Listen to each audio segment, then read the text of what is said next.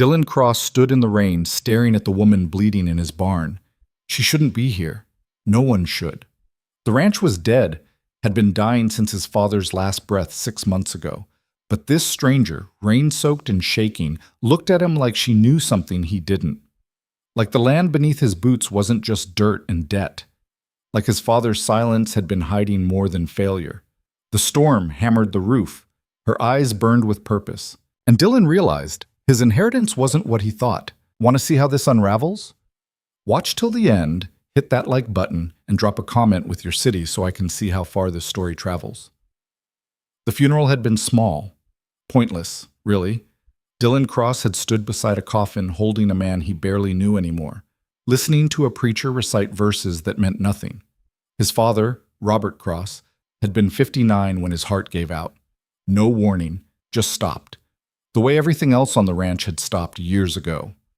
Now, 6 months later, Dylan was still trying to figure out what the hell he'd inherited. He stood on the porch of the main house, coffee gone cold in his hand, watching the sun drag itself over the ridge. The land stretched out in every direction, 600 acres of stubborn grass, cracked earth, and memories he didn't want. Cattle were long gone.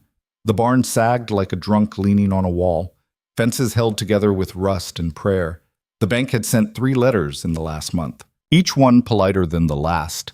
But the message was clear: pay up or get out. Dylan had grown up here. Left at 18, swore he'd never come back. Spent a decade working construction in Denver, building other people's dreams. Then his father died, and the lawyer called, and suddenly Dylan was back in the place that had swallowed his childhood whole. He took a sip of cold coffee and grimaced. The wind picked up, carrying dust and the smell of rain. Storm coming. He could feel it in his bones the way his father used to. His phone buzzed. Another text from Marcus, his old crew boss in Denver. Job's still here if you want it. Better money than ghosts and dirt. Dylan didn't reply. He wasn't sure why. Pride, maybe. Or stubbornness. The Cross family trait. He walked down to the barn, boots crunching on gravel. The structure leaned hard to the west, boards warped and splitting. His father had spent half his life in here doing God knows what, fixing things that didn't need fixing, avoiding things that did. Inside, dust hung in the air like smoke, tools scattered everywhere. Some Dylan recognized, others he didn't. His father's workbench sat in the corner, covered in papers and old journals. Dylan had been through them once, rambling notes about weather patterns, soil composition, fence lines. Nothing that explained why a man would let his ranch die while scribbling in notebooks. Nothing that explained the debts. Dylan had found the records in his father's office. Loans, liens, money borrowed and never accounted for. The ranch hadn't turned a profit in over a decade, but his father kept borrowing, kept paying for something. What? Dylan still didn't know. He ran his hand along the workbench, fingers coming away gray. The storm was closer now, thunder rolling in from the west. He should check the fences, make sure nothing would blow loose. Not that it mattered. The whole place was falling apart. Selling it would barely cover the debts. But walking away felt like failing, even if he didn't know what he was failing at. Dylan grabbed his jacket and headed out. The first drops hit as he reached the north pasture, fat and cold. The fence line here was a disaster, posts rotted, wire sagging. He'd been meaning to fix it for weeks, kept putting it off. The rain came harder. Dylan pulled his collar up and kept walking, checking each post. Halfway down the line, he found the break. Wire snapped clean, post tilted at a bad angle. He crouched, pulling tools from his belt. That's when he heard it. A sound. Low and pained. Dylan froze. The rain hammered down. He stood slowly, scanning the field. Nothing but grass and shadows. There it was again, closer. He moved toward the tree line, heart kicking up. Could be an animal. Coyote, maybe. Hurt or sick. But it wasn't. She was lying in the mud, half hidden by brush, one hand pressed against her side. Blood seeped between her fingers, dark against her skin. Her clothes were soaked, torn. Her face, sharp cheekbones, dark eyes, twisted in pain. Dylan's brain stuttered. What the? She looked at him. Her eyes focused, locked on. She tried to speak, but the words came out broken. Hey, don't move. Dylan dropped beside her, hands hovering. Blood. Too much blood. What happened? Were you in an accident? She shook her head, tried to sit up. Stop. Just stop. Dylan pressed his hand over hers, trying to slow the bleeding. I'm calling an ambulance. No. Her voice was rough but clear. No hospitals. You're bleeding. You need... No. She gripped his wrist, strength surprising. Please. Dylan stared at her. Rain poured down. Thunder cracked overhead. This was insane. She needed help, real help, but something in her eyes stopped him. Okay, he said. Okay, but I'm getting you inside. He half carried, half dragged her through the mud. She bit down on groans, every step agony. By the time they reached the barn, Dylan's arms were shaking. He kicked the door open, pulled her inside, and laid her on an old tarp near the workbench. Stay here. I'm getting supplies. He ran to the house, grabbed the first aid kit his father kept under the sink, dusty but intact, and a bottle of whiskey. When he got back, she was sitting up, breathing hard, one hand still pressed to her side. Lie down, Dylan said. I'm fine. You're not fine. You're bleeding all over my barn. He knelt beside her, opening the kit. Let me see. She hesitated, then moved her hand. The wound was a gash across her ribs, deep but not fatal. Dylan had seen worse on construction sites. He poured whiskey over his hands, then hers. This is going to hurt. I know. He cleaned the wound as gently as he could. She didn't make a sound, just stared at the ceiling, jaw tight. Dylan worked fast. Antiseptic, gauze, tape. His hands remembered the motions from years of job site injuries. When he finished, he sat back. You need stitches, and probably a tetanus shot. I'll manage. Who are you? She looked at him, really looked, like she was measuring something. Naya, she said finally. Naya Redhawk. Okay, Naya. What happened? How'd you get hurt? She didn't answer right away. Outside, the storm raged. Rain hammered the roof. I was looking for something, she said. On my land? It's not just your land. Dylan's jaw tightened. Pretty sure the deed says otherwise. Deeds don't mean much. Naya shifted, wincing. Not compared to what was here first. You're talking in riddles. I'm talking about history. She met his eyes. Your father knew. That's why he protected it. Dylan's chest tightened. Protected what? Naya was quiet for a long moment. Then she said, The spring. What spring? The one buried under your barn. Dylan stared at her. There's no spring here. This land's been dry for years. Because it was hidden, deliberately. Naya sat up slowly, pain flickering across her face. Your father spent decades making sure no one found it. That's... Dylan stopped. The debts, the journals, the strange notes about soil and water tables. You're saying my father was hiding a water source? A sacred water source. Naya's voice was steady. One that belongs to my people. One that's been erased from every map, every record, except the ones that matter. Dylan's mind spun. Why? Why would he do that? Because someone asked him to, a long time ago. Naya's eyes didn't waver. Because he understood what would happen if the wrong people found it. And you're the right people? I'm the one trying to keep it safe. Dylan stood, pacing. This was crazy, all of it. A stranger bleeding in his barn, talking about sacred springs and conspiracies. His father had been a lot of things, distant, stubborn, impossible to understand, but he wasn't some kind of guardian. Was he? How'd you get hurt? Dylan asked again. Naya's expression hardened. I wasn't careful enough.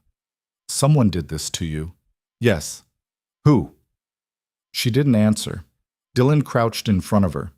If people are going to show up on my land hunting for whatever you're hunting for, I need to know. Naya studied him.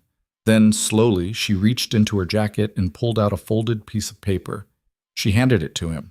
Dylan unfolded it. It was a photocopy of an old survey map, edges torn. The ranch was outlined clearly, but there were markings, symbols he didn't recognize, notes in a language he couldn't read. What is this? Proof, Naya said. that this land was never supposed to be sold, that it was protected under treaty law, treaties your government signed and then buried.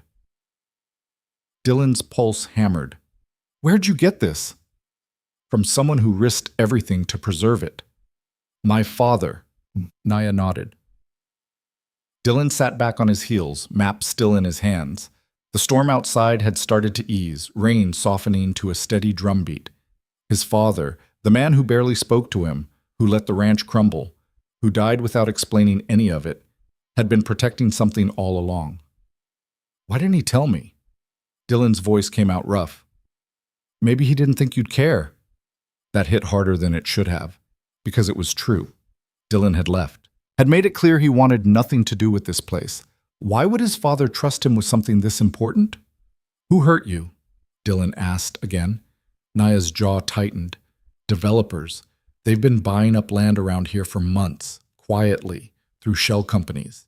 They know something's here. They just don't know exactly what. And if they find it, they'll destroy it.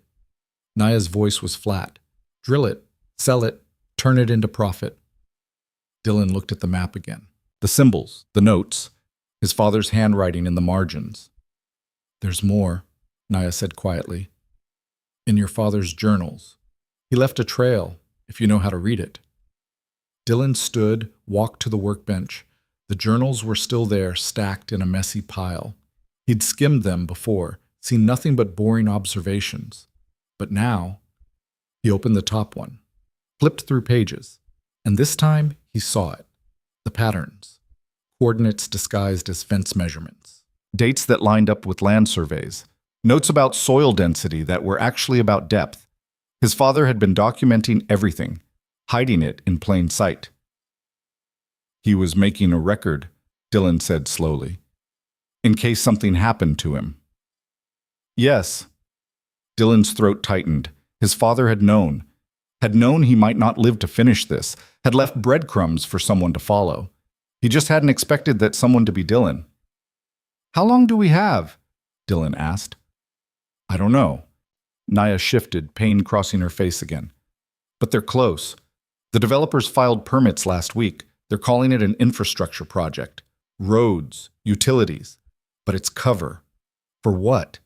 For tearing this place apart. Dylan's hands curled into fists. He looked around the barn, his father's barn, the place where the old man had spent his last years working alone, protecting something Dylan hadn't even known existed. And now it was Dylan's turn. Can you walk? He asked. Naya nodded. Good. Because we need to move you to the house. You're staying until you heal. I can't. Yes, you can. Dylan's voice was firm. You came here for a reason, and I'm guessing you don't have anywhere else to go. Naya stared at him. Then slowly, she nodded. Dylan helped her to her feet. She leaned on him, and together they crossed the yard to the main house. The rain had stopped, leaving everything wet and clean. The air smelled like earth and possibility. Inside, Dylan set her up in the spare room, the same room he'd slept in as a kid. It felt strange letting a stranger into that space, but nothing about this felt normal anymore. Rest, he said. I'll bring food. Naya caught his arm. Thank you. Dylan nodded and left. In the kitchen, he made soup from a can and tried to process everything. His father, the spring, the developers, Naya. None of it made sense, but it was starting to. He brought the soup to Naya, who ate in silence. Then he went back to the barn, to the workbench, to the journals. And he started reading. Hours passed. The sun set. Dylan read by lamplight, piecing together his father's notes. Coordinates, landmarks, references to conversations with people Dylan didn't know. And slowly, a picture formed. The spring wasn't just water, it was history, a site that had been sacred for hundreds of years before the first settlers arrived. His father had been contacted. By who? Dylan wasn't sure yet, and asked to keep it hidden, to protect it. And he had, for decades. But the debts, the loans, where had the money gone? Dylan found the answer in a journal from 5 years ago. Legal fees, payments to lawyers fighting zoning changes, bribes to keep surveyors away. His father had been waging a quiet war, spending everything to keep the developers at bay. And it had worked. Until now. Dylan sat back, rubbing his eyes. His father hadn't been a failure. He'd been a fighter, just a quiet one. A sound made him look up. Naya stood in the doorway, wrapped in a blanket. "You should be resting," Dylan said. "So should you." He shrugged. "Can't." Naya moved closer, looking at the journals. "Did you find it?" "Some of it." Dylan tapped a page. "He was paying lawyers, keeping them off the land." "For us," Naya said quietly. "For my people." "Why?" Dylan looked at her. Why did he care? Naya was quiet for a moment. Then she said, "Because someone asked him to, someone he respected." "Who?" "My grandmother." Naya's voice softened. "She met your father 40 years ago, told him the truth about this place, and he listened, really listened. Not many people do." Dylan's chest ached. His father had listened to a stranger, had taken on a burden that wasn't his, had sacrificed everything, and Dylan had thought he was just a stubborn old man. "I'm sorry," Dylan said. "For what?" "For not understanding. For leaving." Naya shook her head. "You didn't know. He didn't tell you. He shouldn't have had to." They stood in silence. Outside the night was still. No wind, no rain, just quiet. "What happens now?" Dylan asked. "We keep going," Naya said. "We find the spring, we prove it's protected, and we stop them." "How?" "With what your father left behind." Dylan looked at the journals, at the map, at the evidence scattered across 40 years. His inheritance, not debts, not failure, a fight. "Okay," Dylan said. "Then let's fight." Naya smiled. It was small, but real. And for the first time since his father's funeral, Dylan felt like he understood. This wasn't about saving a ranch. It was about finishing what his father started, about protecting something bigger than himself. It was about legacy. Dylan turned back to the journals, and together he and Naya began to plan. The developers were coming, but they'd find more than a dying ranch waiting for them. They'd find a fight they didn't expect. The next morning came too early. Dylan woke to the sound of Naya moving around in the kitchen, which seemed impossible given the gash in her side. He found her at the stove, heating water for coffee, one hand pressed against the counter for balance. "You should be in bed," Dylan said. "I've been hurt worse." She didn't look at him. "Coffee?" "Yeah." He sat at the table, watching her move carefully, favoring her left side. "How bad is it really?" "I'll live." "That's not an answer." Naya poured 2 mugs and brought them over, sitting with a controlled wince. "It hurts. But it's clean, no infection. I've had worse tracking in the backcountry." Dylan wrapped his hands around the mug. The coffee was terrible, but hot. "You do this often? Break onto private property looking for hidden springs?" "Only when necessary." A ghost of a smile crossed her face. "Your father made it easier. He left markers, small ones. Things only someone who knew what to look for would notice."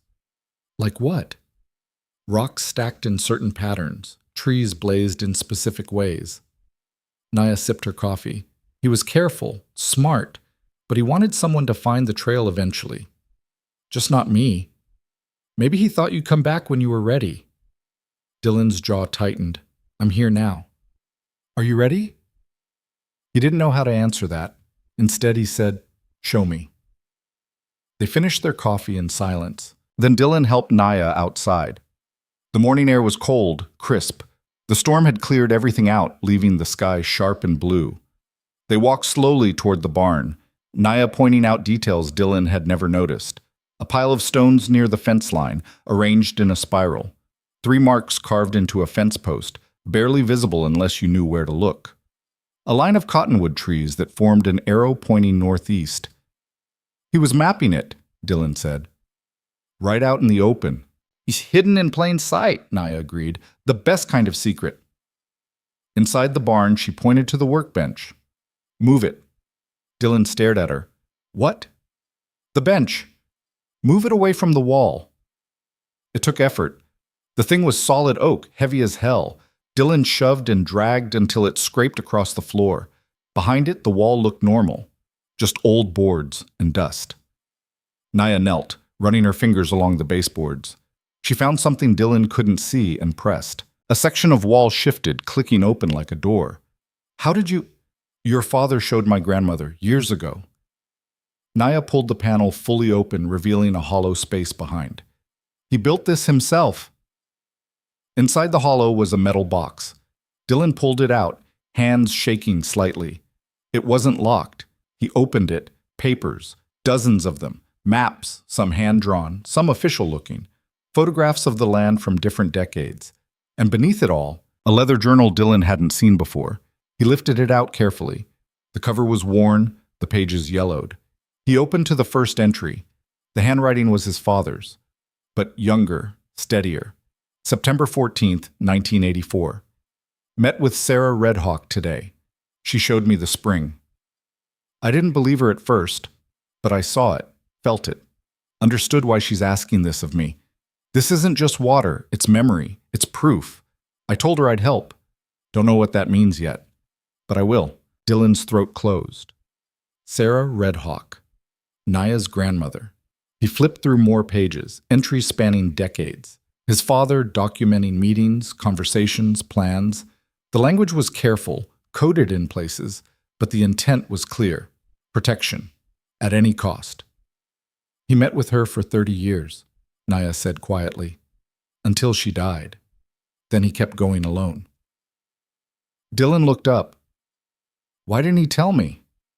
Would you have listened? The question hung between them. Dylan wanted to say yes, but he'd left at 18, angry and resentful. Had barely called. Came back once every few years, stayed a weekend, left again.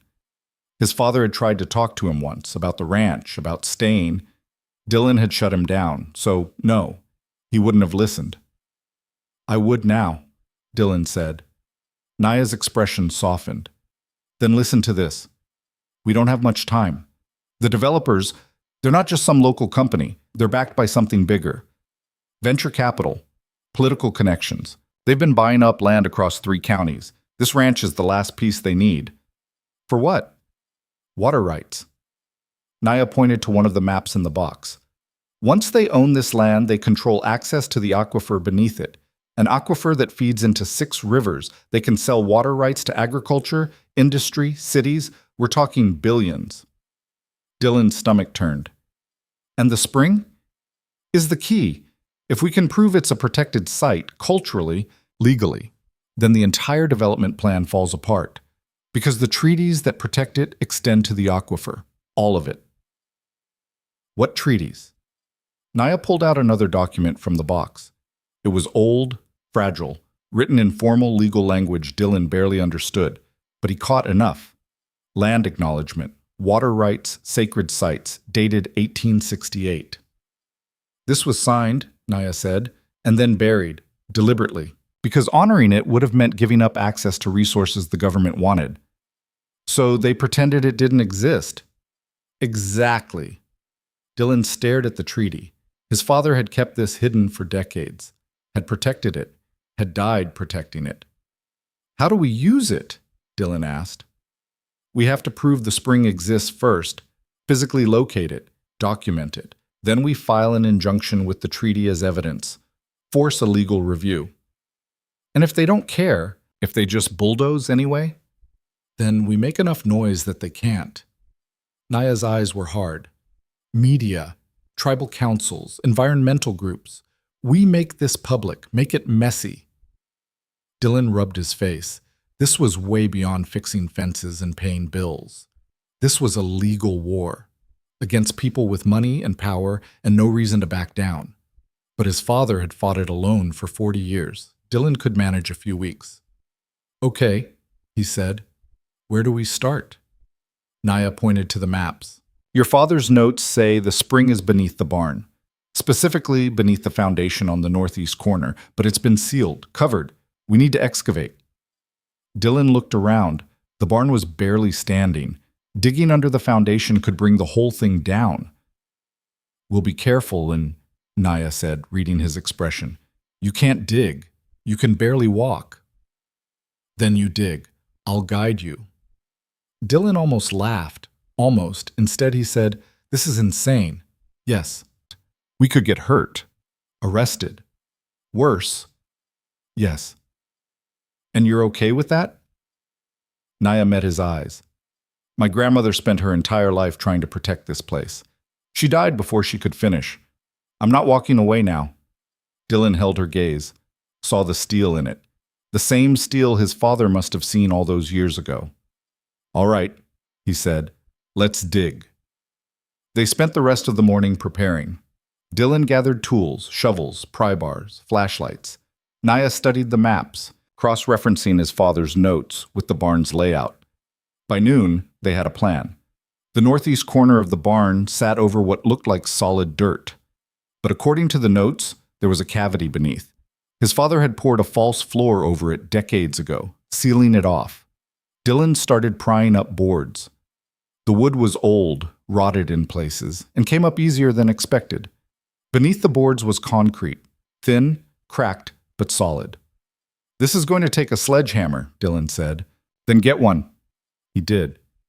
And for the next 2 hours, Dylan swung until his shoulders screamed. Naya sat nearby, directing him, pointing out weak spots.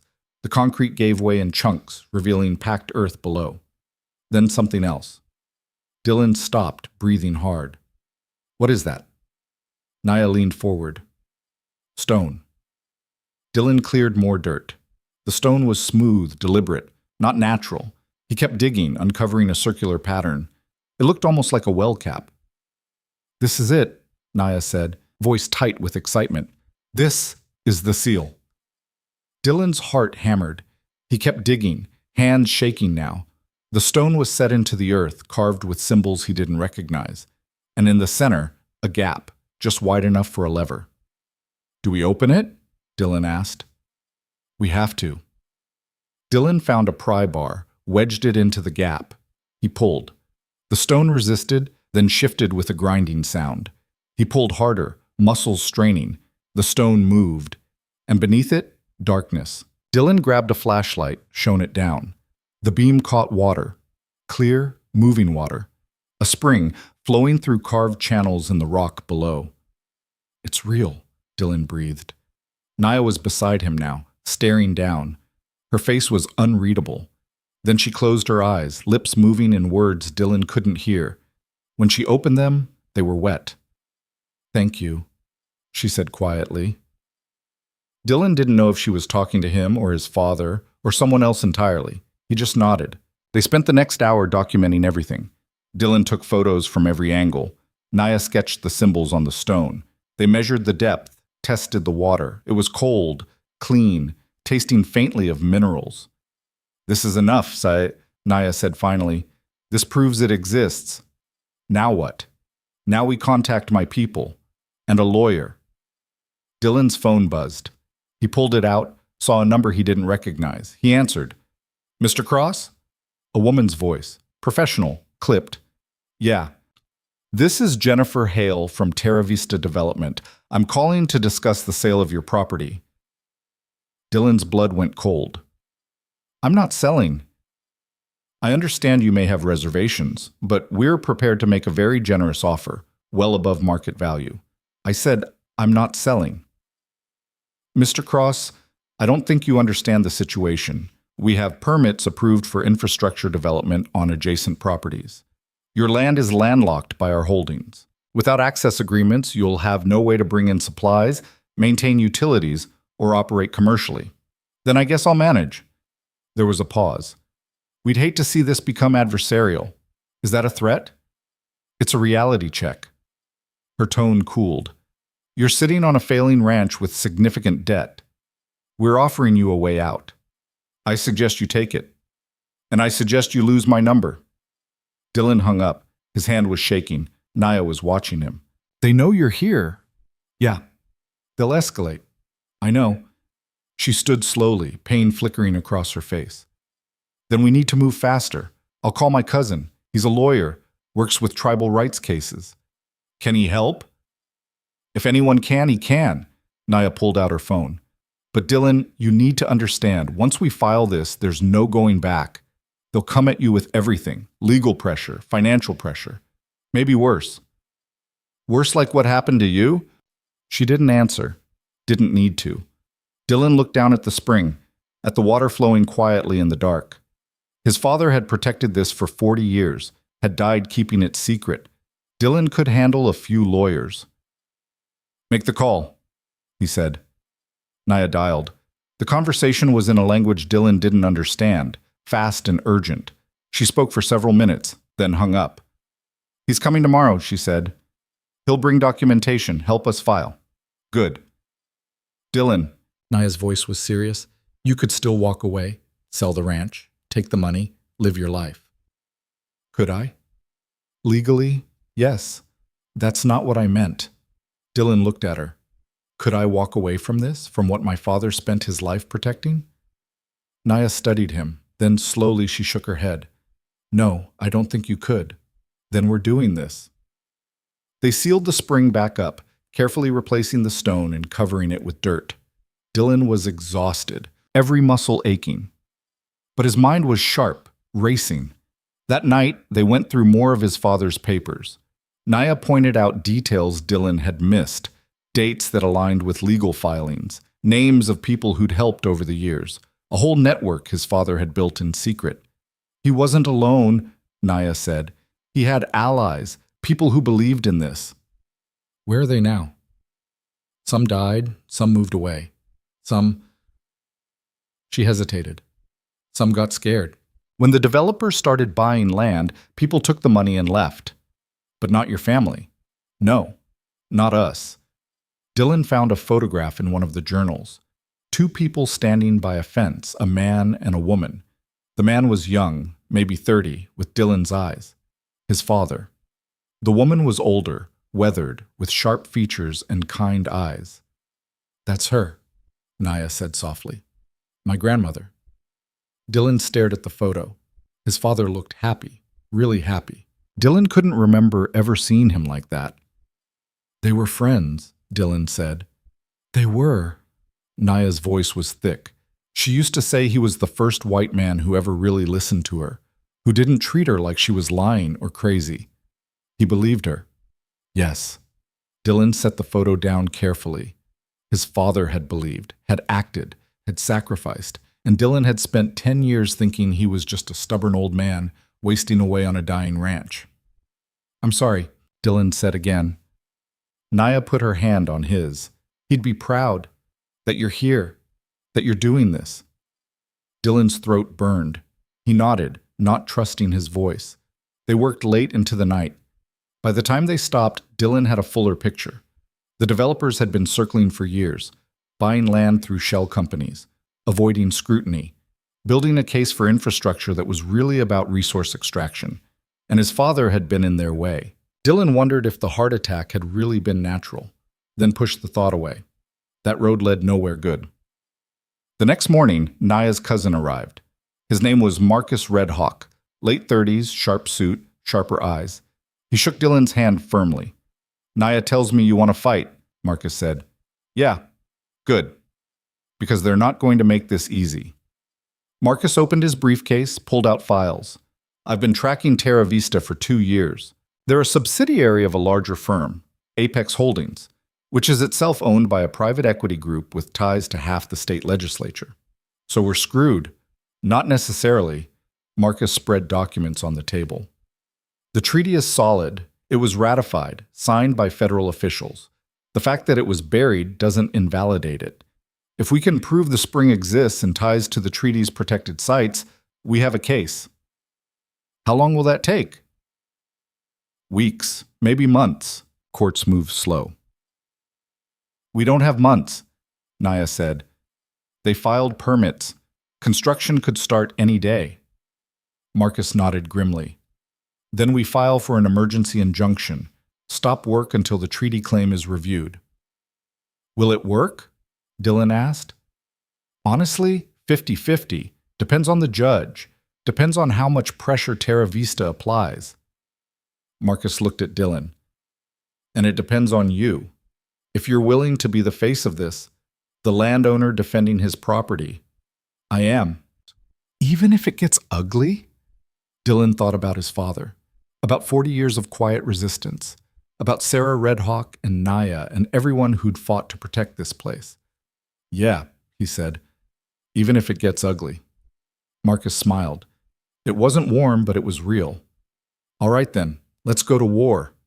They spent the day preparing. Marcus drafted the injunction. Naya compiled evidence. Dylan gathered every document his father had left behind. By evening, they had a case. Marcus filed electronically just before 5. Now we wait, he said. Hearing set for 3 days from now. 3 days? Dylan's stomach dropped.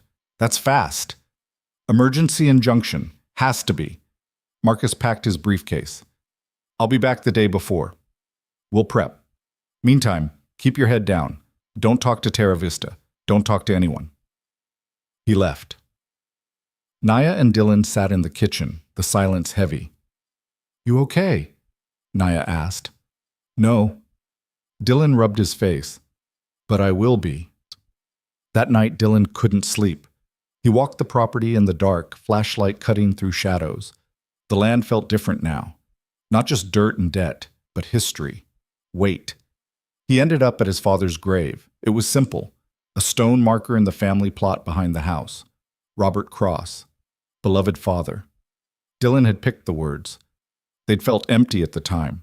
Now they felt true. I get it now, Dylan said to the stone.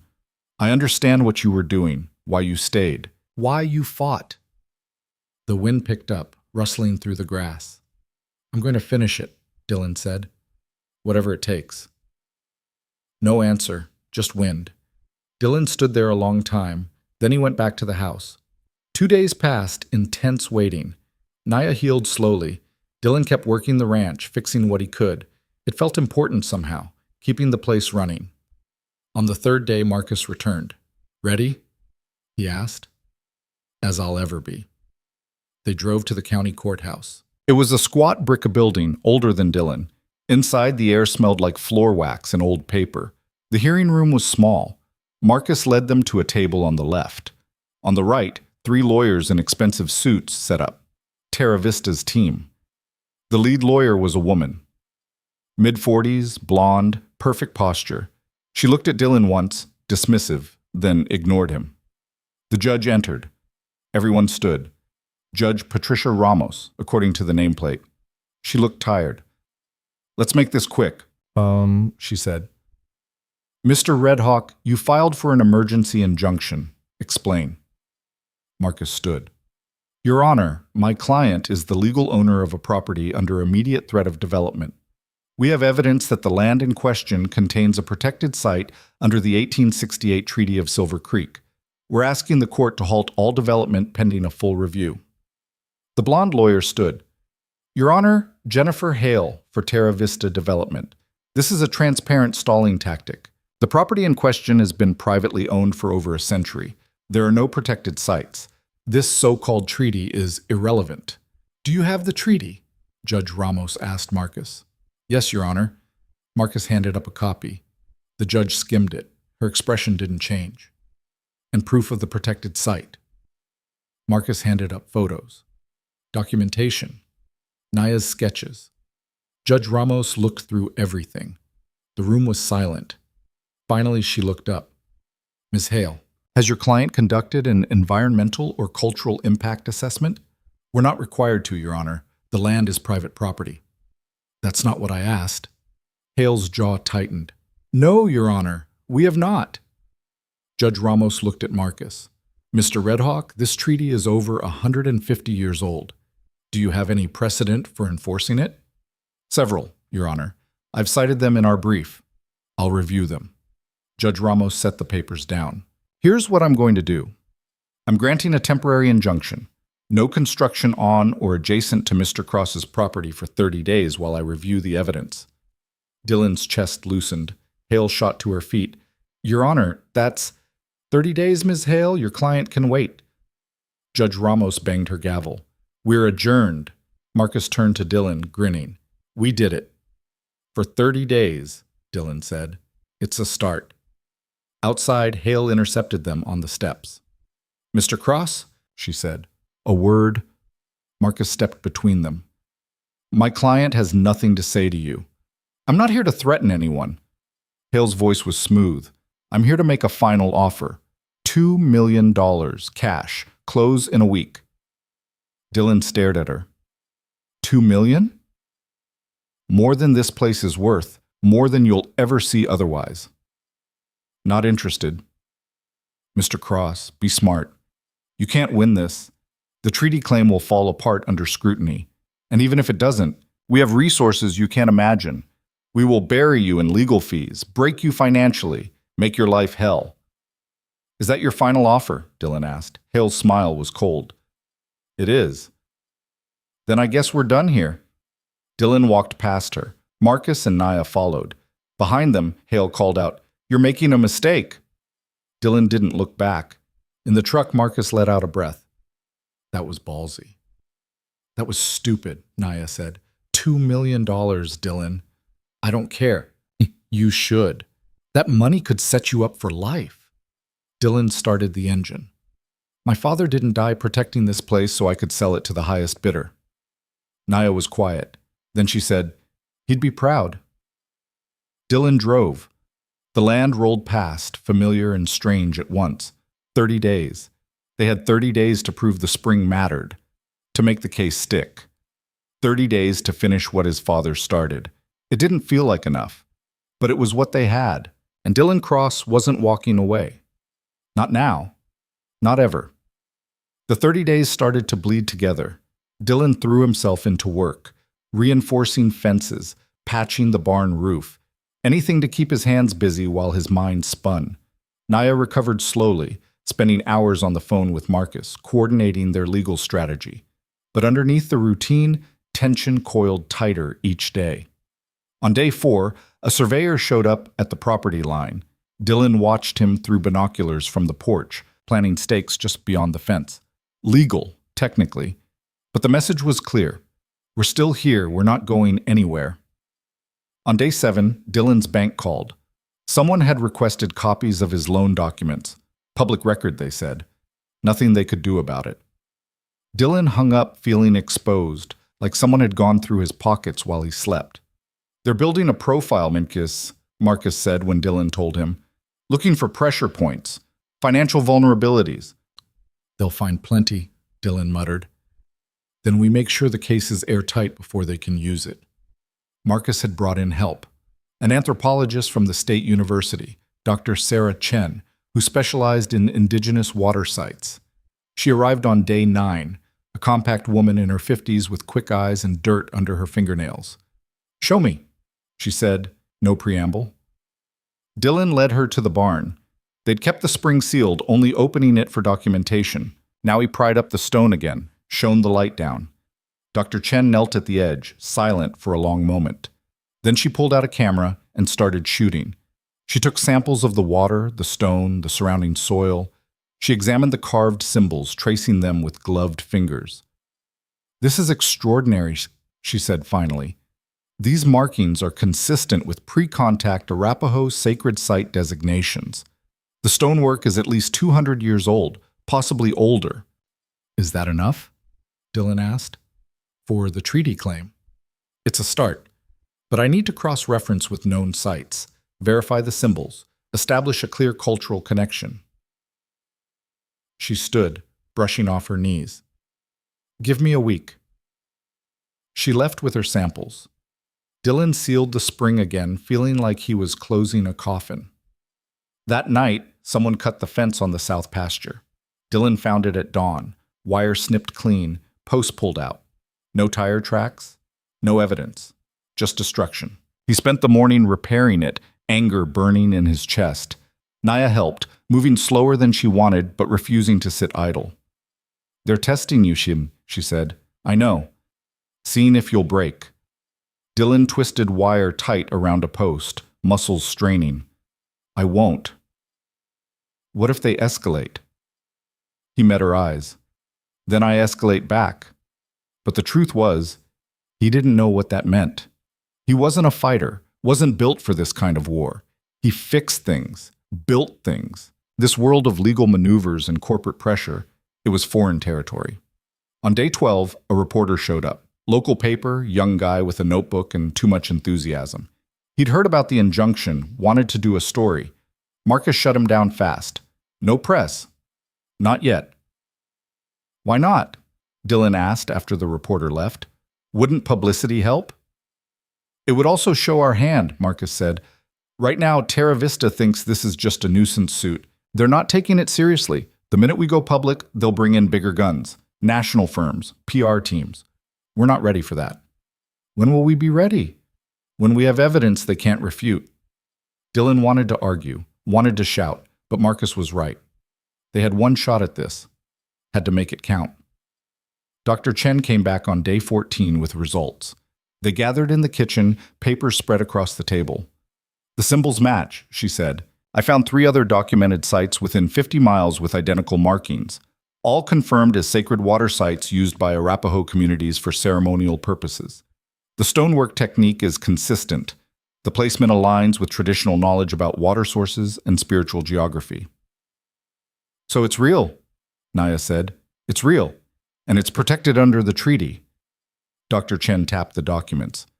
The treaty specifically mentions water sources of spiritual significance. This qualifies. Marcus leaned back, a rare smile crossing his face. That's it. That's what we need. There's more, Dr. Chen said. I checked historical records. Your property, Mr. Cross, was originally part of a larger land grant issued in 1872. That grant explicitly excluded certain areas designated as tribal territory, areas that included this spring. Dylan's pulse kicked up. Meaning the original sale of this land may have been illegal. The exclusion was never properly documented in the deed transfer. The room went silent. Are you saying, Marcus said slowly, that Dylan might not legally own this land? I'm saying it's complicated, but yes, there's an argument that portions of this property should never have been sold in the first place. Dylan's head spun.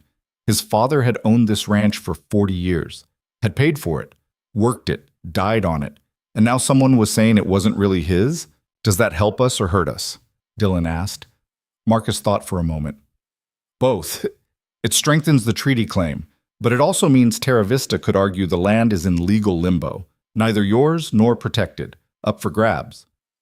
Can they do that? With the right lawyers? Yes. Dylan stood, paced to the window. Outside, the land stretched empty and still. His land. Except maybe it wasn't. Maybe it had never been. What do you want to do? Naya asked quietly. Dylan didn't answer right away. He thought about his father, about 40 years of protecting something that wasn't technically his, about choosing responsibility over ownership. We keep going, Dylan said.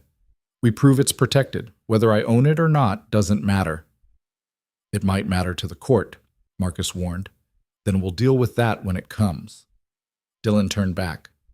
Right now we focus on the treaty, on stopping Terra Vista. Marcus nodded. All right, I'll file the new evidence. Dr. Chen, I'll need your full report. You'll have it. They worked late into the night, building the case piece by piece. Dylan felt something shifting inside him. This wasn't about the ranch anymore.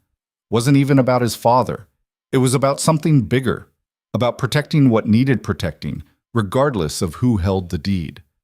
On day 16, Terra Vista changed tactics. Dylan was in town buying supplies when he saw the billboard. Huge, glossy, impossible to miss. It showed a rendering of a planned development, parks, schools, affordable housing, big letters across the top. Building tomorrow's community. Smaller text at the bottom. Terra Vista Development, a partner in progress. Dylan stood in the parking lot staring at it. They weren't just building a case. They were building a narrative. Making themselves the heroes. Making Dylan the obstacle to progress. He took a photo, sent it to Marcus. The response came fast. Ignore it. They're playing to public opinion. We stick to the law. But it was hard to ignore. Over the next few days, more billboards appeared, ads in the paper. A glossy mailer showed up at the ranch outlining Terra Vista's vision for the region: jobs, growth, prosperity. No mention of water rights, of resource extraction, of the spring they wanted to destroy. "They're good," Naya said, looking at the mailer. "Making it sound noble. It's a lie.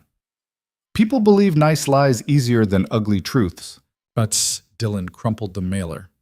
"Then we tell the truth louder." But he didn't know how. Marcus had said no press, no public campaign, just the legal case.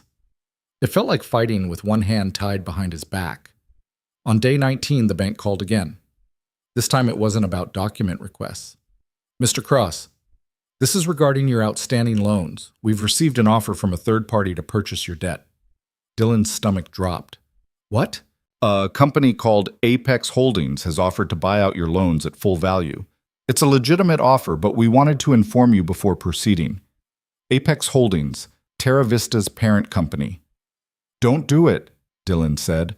"Mr. Cross, we're legally obligated to consider all offers. If they purchase the debt, they become your creditor. All terms remain the same, except they'll own my debt. They'll control when to call it in." Silence on the line. Then, "I'm sorry, Mr. Cross. I don't make these decisions. I'm just informing you of the situation." Dylan hung up. His hands were shaking. Naya found him on the porch, staring at nothing.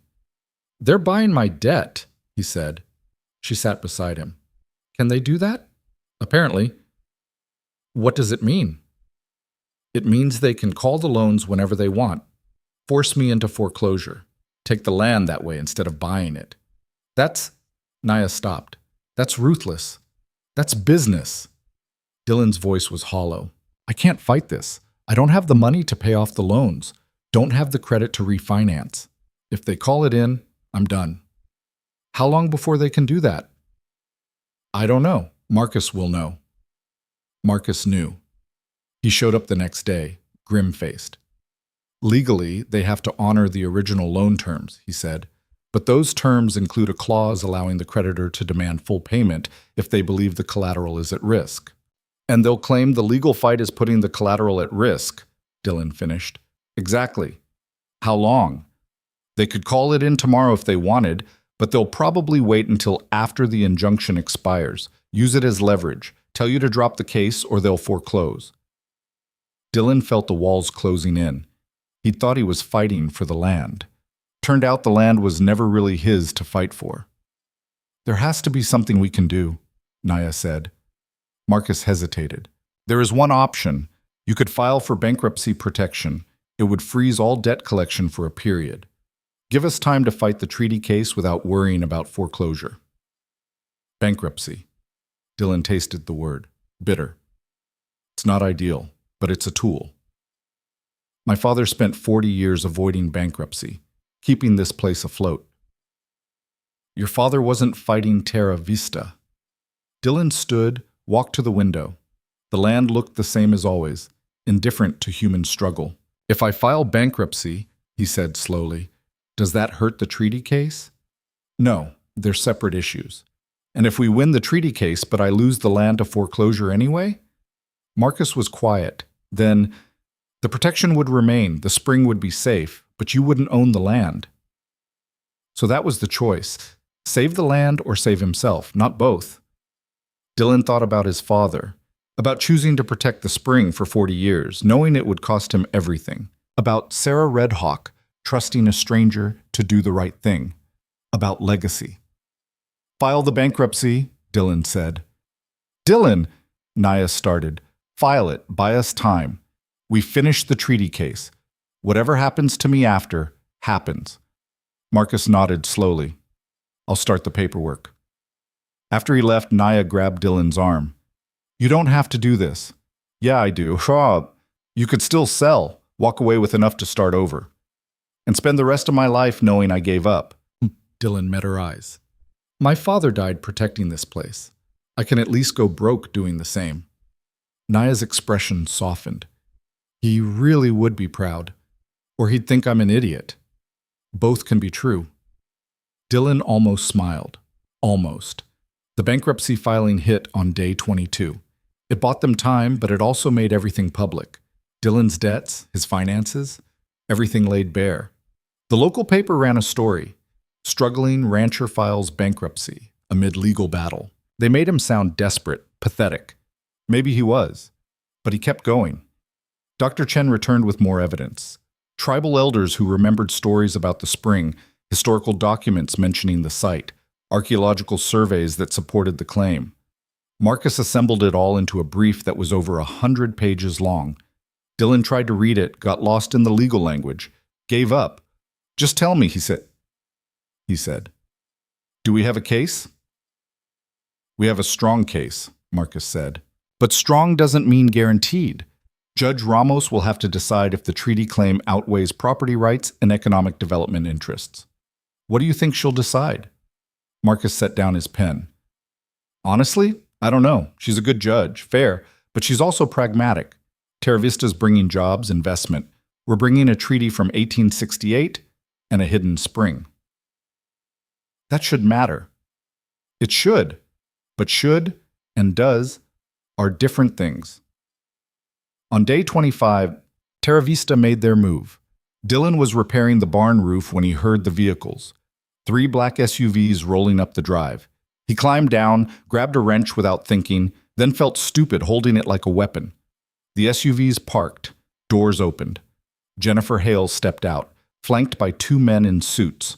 Behind them, a handful of people with cameras. "Mr. Cross," Hale called, "mind if we talk?" "I've got nothing to say to you." "That's unfortunate, because we have a lot to say to you." She gestured to the cameras. "We're filming a documentary about our development project, the people it will help, the community it will build. Get off my property. We're on the county road, public access." Hale smiled. "But we'd love to include your perspective, give you a chance to explain why you're blocking progress that would benefit thousands of families." One of the cameramen moved closer. Dylan stepped forward. "I said get off my property." "Mr. Cross, there's no need for hostility. We're just trying to have a conversation." A conversation with cameras rolling, that's not a conversation. That's a setup. Hale's smile never wavered. "We're documenting the human cost of delays caused by frivolous lawsuits. Your lawsuit is costing jobs, preventing affordable housing, hurting real people." "You want to talk about hurting people? Let's talk about water rights, about resource extraction, about what you're really doing here." "We're building a community. You're stealing an aquifer." Hale's smile finally cracked. "That's a serious accusation." "Then sue me for slander. Add it to the pile." The front door of the house opened. Naya stepped out, phone in her hand. "I've called the sheriff. You're trespassing. We're on public. The county road ends 50 feet back. You're on private property. Leave. Now." Hale looked at Naya, then back at Dylan. "This isn't over. I know." The cameras kept rolling as they got back in the SUVs. As they drove away, Dylan could see them filming through the windows, getting footage of the ranch, the barn, the dying land, building their narrative. "That was a mistake," Naya said. "What was?" "Engaging with them. They'll edit that to make you look unreasonable." "I don't care. You should. Public opinion matters. The treaty matters. The law matters. Let them say what they want." But that night, Dylan couldn't sleep. He kept thinking about the cameras, about how his words would be twisted, about how he'd sounded angry, defensive, like someone with something to hide. On day 28, 2 days before the injunction expired, Marcus called an emergency meeting. "Terra Vista filed a countermotion," he said. "They're arguing the treaty is void because it was never properly ratified by Congress, that it was a territorial agreement that doesn't hold federal weight." "Is that true?" Dylan asked. "It's complicated. The treaty was signed by territorial officials and tribal representatives. Whether it needed congressional ratification is a matter of legal interpretation." "Can we fight it?" "We are fighting it, but it adds another layer, another argument to address." Marcus looked exhausted. "We're running out of time. The hearing's in 2 days. Judge Ramos is going to hear both sides and make a decision. If she sides with Terra Vista, the injunction expires and they can start construction immediately.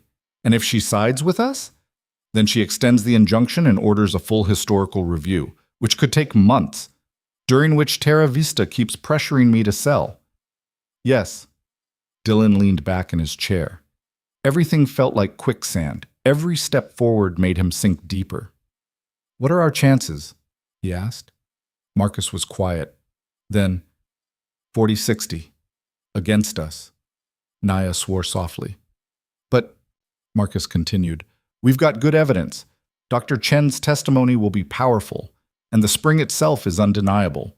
If we can make Judge Ramos understand what's at stake, not just legally, but culturally, historically, we've got a shot. A shot, Dylan repeated. It's better than nothing. That night, Dylan walked the property one last time, traced the fence lines his father had maintained, stood by the grave, looked at the barn where the spring waited in darkness. Tomorrow, he'd stand in front of a judge and fight for land that might not even be his, for a legacy he was still trying to understand. And he had no idea if it would be enough. Naya found him at dawn, sitting on the porch steps. Couldn't sleep? She asked. Not really. She sat beside him. They watched the sun rise in silence. Whatever happens, Naya said finally, you did everything you could. It might not be enough. It's more than most people would do. Dylan thought about that, about Marcus in Denver, still waiting for him to come back, about the money he could have taken, the easy path he'd turned away from. Do you regret it? He asked. Getting involved in this? Naya was quiet. Then, no. Even if we lose, I don't regret it. My grandmother fought her whole life for this, died without seeing it protected. At least now someone tried to finish what she started. We might both go down with it. Then we go down fighting. Dylan looked at her. She looked back, eyes steady. All right, he said. Let's go fight. The courthouse was packed. Dylan hadn't expected that. Apparently word had gotten out. He recognized people from town, reporters, environmental activists. And in the back, a group of native elders sitting silent and dignified. Terra Vista's legal team had tripled in size. 8 lawyers now, all in matching suits. Marcus looked small by comparison. Just him, Dylan, Naya, and Dr. Chen at their table. Judge Ramos entered. Everyone stood. Let's begin, she said. This is a hearing on the motion to extend the temporary injunction against Terra Vista Development. Mr. Redhawk, you filed the original motion. You may proceed. Marcus stood. Dylan had never seen him like this. Focused, sharp, every word deliberate. He laid out the case, the treaty, the spring, the historical evidence. Dr. Chen testified, explaining the cultural significance, the archaeological findings. She was brilliant, making complex history accessible. Then it was Terra Vista's turn. Their lead lawyer stood, not Hale, someone new, older, more experienced.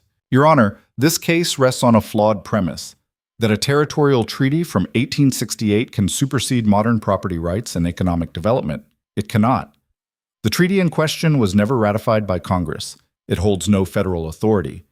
Furthermore, even if it did, the spring Mr. Cross claims to have found is on private property purchased in good faith over a century ago. To suggest that property rights can be invalidated by unverified claims about cultural significance is dangerous precedent. He continued, methodical and ruthless, picked apart their evidence, questioned Dr. Chen's interpretations, suggested Dylan was motivated by financial desperation, not preservation. It hurt to listen to, because some of it was true. The hearing lasted 4 hours. Both sides presented evidence, arguments, counter-arguments. Judge Ramos asked pointed questions, took notes, revealed nothing. Finally, she called a recess. I need time to review the evidence, she said. I'll issue a ruling tomorrow morning. Tomorrow. One more day of not knowing. They filed out of the courthouse. Dylan felt hollowed out. You did good, Marcus said. Did I? I barely spoke. You didn't have to. Your presence was enough. The fact that you're standing your ground against all this pressure, it matters. Dylan wasn't sure he believed that, but he nodded anyway. That night, he and Naya sat in the kitchen, too anxious to eat. They didn't talk much. There wasn't much to say. Around midnight, Dylan's phone rang. Unknown number. He answered. Yeah? Mr. Cross. It was Hale. I wanted to reach out before tomorrow's ruling. How did you get this number? That's not important. What's important is that you understand the situation. If Judge Ramos extends the injunction, we will appeal. We will drag this out for years. We will bury you in legal fees. We will call in your debt. And when the dust settles, you will have nothing. You done? We're offering you one final chance, $3 million. You drop the case, sell the property, walk away, start a new life. Dylan was quiet. $3 million. It was more money than he'd see in 10 lifetimes. Mr. Cross? I'm thinking about my father, Dylan said. About 40 years of fighting people like you. About dying broke and alone because he wouldn't give up. That's not a life to aspire to. Maybe not, but it's a legacy I can respect. Dylan's voice steadied. So here's my answer. Go to hell. He hung up. Naya was staring at him. $3 million? Yeah. And you said no. Yeah. She shook her head, something between disbelief and admiration crossing her face. You're either the bravest person I've ever met or the dumbest. Probably both. They sat in silence again, but this time it felt different, lighter somehow. Whatever happened tomorrow, Dylan had made his choice, and he could live with that. Morning came too fast and too slow. Dylan was at the courthouse before it opened, watching the sun climb. Marcus arrived. Naya, Dr. Chen. One by one, their small team assembled. Inside, the crowd had grown. Standing room only. Judge Ramos entered exactly on time. I've reviewed all evidence and arguments, she said without preamble. This is a complex case involving property rights, treaty law, cultural preservation, and economic development, all important considerations. Dylan's heart hammered. However, Judge Ramos continued, the evidence presented by Mr. Redhawk and his team is compelling. The spring's existence is verified. Its cultural significance is documented. And while the treaty's federal status is debatable, its historical validity is not. Therefore, I am extending the injunction for 90 days and ordering a full historical review of the land title and treaty claims. Relief crashed through Dylan like a wave. Furthermore, Judge Ramos said, I am ordering Terra Vista Development to cease all activity on adjacent properties pending the outcome of this review. The potential for irreversible damage to a culturally significant site outweighs the economic interests at this stage. The Terra Vista lawyers erupted in objections. Judge Ramos silenced them with a look. You may appeal. But until that appeal is heard, my ruling stands. She banged her gavel. We're adjourned. Dylan stood on shaking legs. Marcus was grinning. Naya grabbed his arm, squeezing hard. We won, she said. We bought time, Marcus corrected. But yes, we won this round. Outside, reporters swarmed.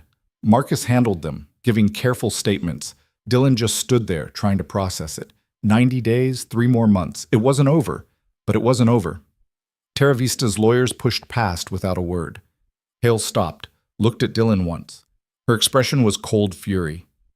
This isn't finished, she said. I know. We will win.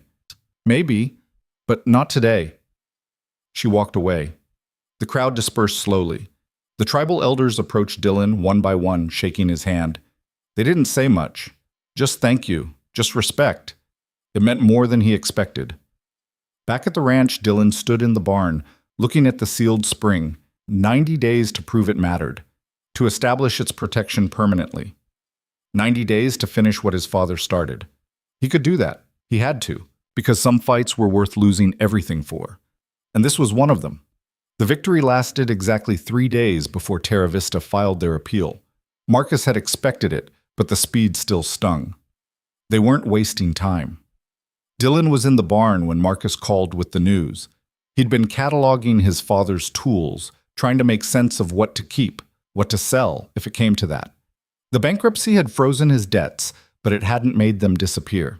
They're going to the state appellate court, Marcus said, asking for an emergency stay of Judge Ramos's order. Can they get it? Maybe. Appellate judges tend to defer to economic arguments. Jobs, tax revenue, development. We're asking them to halt all that based on a spring in a treaty. Dylan set down a rusted saw. What do we do? We file our response, show the appellate court that Judge Ramos made the right call, and we pray they take time to actually read the evidence. How long before they decide? Could be weeks, could be days. Dylan hung up, feeling the ground shift under him again. Just when he thought he had footing, something else gave way. Naya found him an hour later, still sitting among the tools. "You okay?" she asked. Getting tired of that question, she sat on an overturned crate. Her side had healed enough that she moved without wincing now. "Marcus told me about the appeal." "Yeah. We knew it was coming. Doesn't make it easier." Dylan picked up an old level, watched the bubble settle. "Feel like I'm running on a treadmill, working hard, going nowhere. You got a 90-day injunction. That's not nowhere." "It's not finished either." Naya was quiet for a moment. Then she said, "My grandmother used to tell me about patience, how the best fights are the long ones, the ones where you outlast the other side instead of beating them in one big moment. I'm not sure I can outlast Terra Vista. They've got unlimited money and time. But they've got shareholders, investors, people who expect returns. Every day we drag this out costs them money. Eventually, that math stops working in their favor." Dylan wanted to believe that, but it felt like hope built on sand. That night, he couldn't sleep again. He got up, made coffee, sat on the porch watching darkness. The land stretched out invisible and vast. Somewhere out there, under dirt and stone and secrets, the spring flowed. Had been flowing for hundreds of years. Would keep flowing long after all of this was settled, one way or another. The thought should have been comforting. Instead, it just made Dylan feel small. A truck pulled up the drive around 2 in the morning. Dylan stood, hand moving to the rifle he'd started keeping by the door. But it was just Marcus, looking wrecked. "What happened?" Dylan asked. Marcus climbed the porch steps. "I've been going through property records. Every deed transfer, every survey, every document related to this land going back to territorial days. And I found something." Marcus pulled out a folder, spread papers on the porch railing. The original land grant that included this property. It was issued in 1872 to a man named Jacob Thornton. But there's a notation in the margin, a handwritten note from the surveyor. Dylan leaned closer. The writing was faded, barely legible. "What's it say?" "Springside excluded per territorial agreement, not to be sold or developed." Marcus looked up. This land was marked. Right from the beginning, someone knew the spring was here and made sure it was protected. But it was sold anyway. "Yeah, 15 years later. To your great-great-grandfather. And the notation disappeared from subsequent deeds. Someone erased it, or ignored it. Either way, there's a paper trail now. Proof that protection was intended from the start." Dylan's pulse kicked up. "Does this help us?" "It could. It shows a continuous recognition of the spring's importance. Strengthens the treaty claim, makes it harder for Terra Vista to argue this is some made-up historical fiction." "Then why do you look like someone died?" Marcus rubbed his face. "Because I also found who bought the original deed from Thornton, who pushed through the sale despite the notation." "Who?" "A mining company, Silver Creek Mining Corporation, which later became Silver Creek Development, which was eventually absorbed by a larger firm in the 1950s. Dylan waited. "That larger firm," Marcus said slowly, "was Apex Holdings. The name hung between them, Terra Vista's parent company." "They've been after this land for over 100 years, Melson," Dylan said. "Looks like it. Different names, different faces, but the same money, the same goal, control the water." Dylan sat down hard. "We can't fight that. We can't fight a century of corporate planning." "Actually," Marcus said, "we can, because they've been breaking the law for a century. That notation, that exclusion, it never went away legally. It was just hidden, and now we found it. You think a judge will care about some handwritten note from 1872? "I think," Marcus said, "that we're about to find out." He left copies of the documents and drove back to town. Dylan sat on the porch until dawn, reading through the papers again and again. The language was archaic, formal, but the intent was clear. Protect the spring. Don't sell. don't develop. His great-great-grandfather had bought the land anyway, had built a ranch on ground that was never supposed to be his, and every generation since had inherited that original sin without knowing it, except his father. Somewhere along the way, Robert Cross had figured it out, had learned the truth and decided to make it right. Dylan wondered when. Wondered if there'd been a moment of realization, a conversation, a document that changed everything. Or if it had been gradual, pieces coming together over years. Either way, his father had chosen to stay, to protect, to pay the price. And now Dylan was doing the same. When Naya woke, Dylan showed her the documents. She read them silently, then looked up with something fierce in her eyes. "This is it," she said. "This is what we need. Marcus isn't sure the court will care. Then we make them care. We show them this isn't just about one ranch or one spring. It's about a pattern, a conspiracy that's lasted over a century."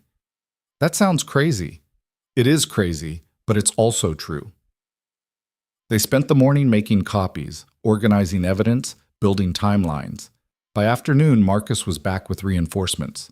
2 more lawyers from his firm, both specialists in land rights and historical law. They spread out across the kitchen table, papers everywhere, arguing legal theory and language Dylan barely followed. What he understood was this: they had a real case now. Not just a good case, a potentially game-changing case, but game-changing cut both ways. If they were right, and if they could prove it, Terra Vista didn't just lose this fight. They lost legitimacy, lost the foundation for their entire development plan, which meant they'd fight harder than ever to stop it. Dylan was right. 3 days later, someone torched the south barn. Dylan woke to orange light and the smell of smoke. He ran outside in his boxers, saw flames eating through the old structure. The barn wasn't much, just a storage shed really, but it had been his father's first build, the oldest structure on the property. By the time the volunteer fire department arrived, it was gone. Nothing left but ash and twisted metal. The fire chief was a guy Dylan had gone to high school with, Tom Bridges. He walked the remains with a practiced eye. "Accelerant," he said. "Someone doused it good before lighting it." "Arson," Dylan said. "Yep, I'll file a report. You got any idea who'd do this?" Dylan almost laughed. "Yeah, I've got an idea." "Can you prove it?" "No." Tom grimaced. "Then there's not much I can do. I'll document it. Sheriff might come by, ask questions, but without evidence." He didn't finish. Didn't need to. After the fire trucks left, Dylan stood in the ashes. Naya joined him, wrapped in a blanket. "Warning shot," she said. "I know. They're trying to scare you. It's working." She looked at him. "You want to quit?" Dylan thought about it, really thought. It would be easy. Walk away, take whatever scraps he could salvage, start over somewhere far from here. But then he'd be running for the rest of his life. "No," he said. "I don't want to quit." "Then we keep going." They kept going, but everything felt harder now. Every sound in the night made Dylan reach for the rifle. Every vehicle on the road made him tense. He was exhausted, jumpy, running on fumes and stubbornness. The appellate court hearing was set for 2 weeks out. Marcus filed their response, including the new evidence about the surveyor's notation and the connection to Apex Holdings. Terra Vista's lawyers filed a counter-response that was twice as long, calling their evidence circumstantial and irrelevant. "They're worried," Marcus said. "You can tell by how hard they're fighting." Doesn't feel like they're worried, because they're good at hiding it. But trust me, we've got them scared. Dylan wanted to believe that. But scared corporations were dangerous corporations. A week before the hearing, Naya got a call from her cousin on the tribal council. Dylan only heard her side of the conversation, but her face told him enough. When she hung up, she looked gutted. "What?" Dylan asked. Terra Vista approached the council, offered to fund a new community center, health clinic, scholarships, $5 million total. In exchange for staying out of the legal fight, not supporting our treaty claim. Dylan's stomach turned. What did they say? The council's divided. Some want to take the money, use it to help people who need it now. Others think it's blood money, a bribe to abandon our history. What do you think? Naya's jaw was tight. I think $5 million would change a lot of lives, build things my people desperately need, and I think it's designed to split us apart, to make us fight each other instead of Terra Vista. Will the council take it? I don't know. They vote next week. Dylan could see the weight of it crushing her. Her own community, divided over money that could genuinely help but came with strings attached. I'm sorry, he said. Don't be. This is what they do. Find the pressure points. Exploit them. Is there anything we can do? I can speak at the council meeting. Make the case for why we need to keep fighting, but I can't tell them what to choose. It's their decision. That night, Dylan found Naya on the porch, staring at nothing. You okay? He asked. You keep asking me that. You keep not answering. She smiled, but it didn't reach her eyes. My grandmother used to say the hardest fights are the ones against your own people, because you understand why they're tired, why they want to take the easy path. The money's not wrong. It could help. I know. That's what makes it so hard. If it was just a straight bribe, something obviously corrupt, it'd be easy to reject. But this is real resources for real needs. How do I tell families struggling to make rent that they should turn down money for a spring they've never seen? Dylan didn't have an answer. My grandmother fought her whole life and died with nothing to show for it, Naya continued. No community center, no clinic, just stories and promises. Is that what I'm asking people to accept? More stories? You're asking them to protect something irreplaceable. Am I? Or am I asking them to stay poor for a principle? Dylan sat beside her. I don't know, but I know your grandmother wouldn't have fought if it wasn't worth it. And I know my father died protecting this place. Maybe that means something. Maybe it means we're on the right side, even if it's the hard side. Naya was quiet. Then she said, I hope you're right. The tribal council meeting was held in a community hall 40 miles from the ranch. Dylan wasn't invited, but Naya called him after. They voted to stay neutral, she said. Her voice was flat. Not supporting Terra Vista, but not supporting us either, taking no position on the treaty claim.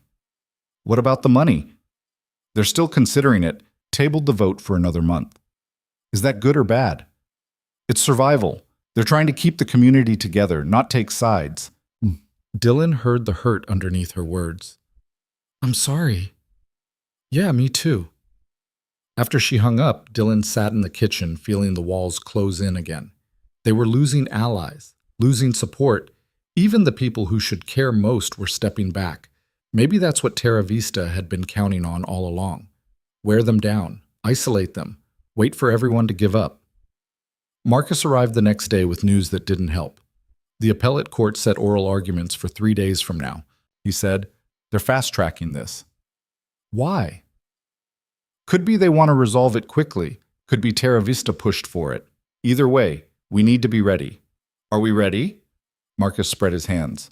We've got good evidence, strong arguments, but appellate courts are unpredictable. 3 judges, all appointed by the previous governor, all with business-friendly records. So we're screwed. We're facing an uphill battle, not the same thing. Dylan laughed, but it came out bitter. Feels the same from where I'm standing. They spent the next 2 days preparing. Marcus drilled Dylan on possible questions, likely arguments, how to present himself. Stay calm. Don't get emotional. Stick to facts. Dylan wasn't sure he could do any of that. He was exhausted, angry, and running on fear.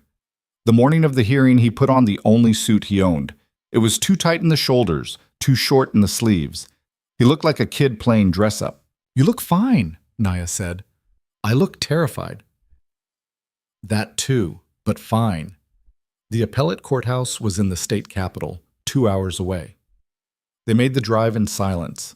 Dylan kept running through Marcus's coaching, trying to remember key points, legal terms, anything that might help.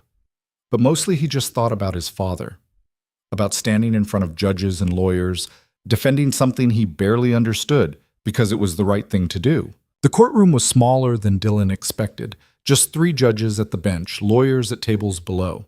No jury, no audience beyond a handful of court staff and observers. Terra Vista had brought 6 lawyers this time.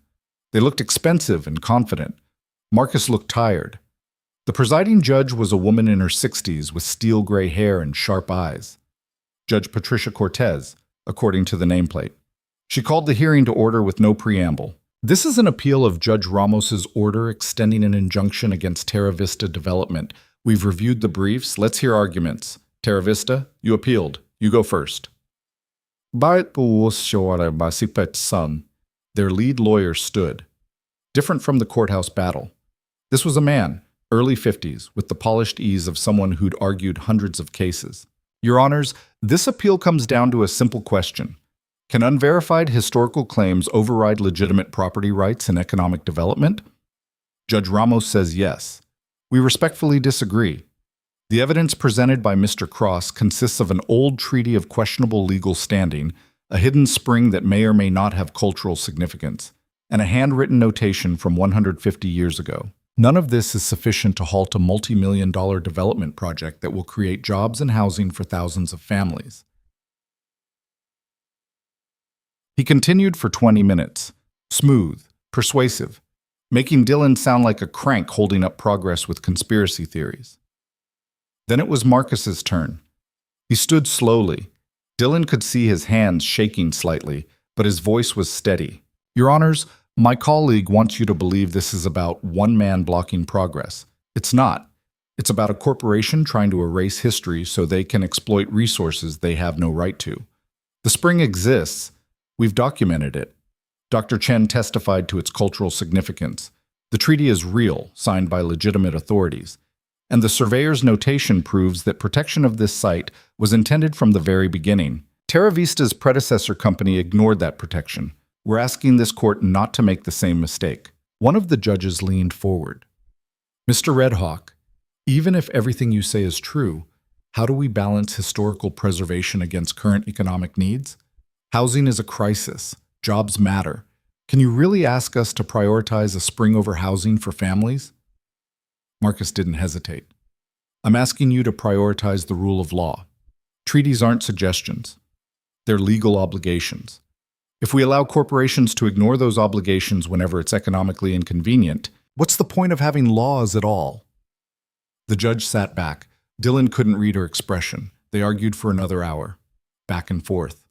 The judges asked pointed questions. Both sides deflected or answered as best they could. Finally, Judge Cortez called a halt. We've heard enough. This court will take the matter under advisement and issue a ruling within 30 days. 30 days. Another month of waiting.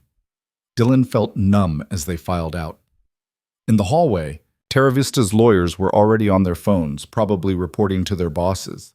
Marcus gathered his papers slowly. How'd we do? Dylan asked. Hard to say. Judge Cortez is tough but fair. The other two are wild cards. Give me odds. Marcus looked at him. Honestly, 50-50. Could go either way. They drove back in heavy silence. Naya dozed in the passenger seat. Dylan watched the landscape roll past and tried not to think about what 50-50 meant. That night, Dylan couldn't settle. He walked the property, checking fences that didn't need checking, looking for problems that weren't there, just moving because staying still felt like drowning. He ended up at his father's grave again. It was becoming a habit. I don't know if I can do this, he said to the stone. They've got money and lawyers and time. I've got debts and a crumbling ranch and a spring nobody cares about except me and Naya. The wind picked up, cold and sharp. I'm trying to finish what you started, Dylan continued. But I don't know if it's enough. Don't know if I'm enough. No answer. Just wind and darkness. Dylan sat on the ground, back against the headstone. Closed his eyes. When he opened them, dawn was breaking. He'd fallen asleep, apparently. His back ached and his legs were stiff. But something felt different, clearer. He walked back to the house. Naya was in the kitchen, making coffee. You were out all night, she said. Yeah. You okay? Dylan poured coffee, thought about the question. No, but I'm done waiting for the court to decide my life. What does that mean? It means we go on offense. Stop reacting. Start pushing back. How? Dylan sat at the table. We make noise, the kind Marcus told us not to make. We go public, tell the story, make people care. Terra Vista will bury us in PR. Let them try.